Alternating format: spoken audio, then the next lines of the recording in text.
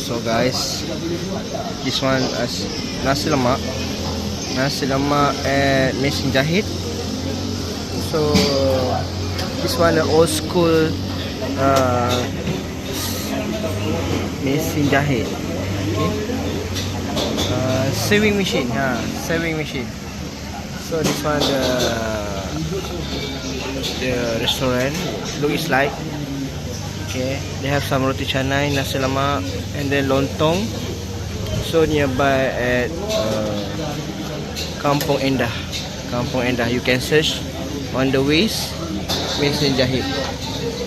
Okay, enjoy guys.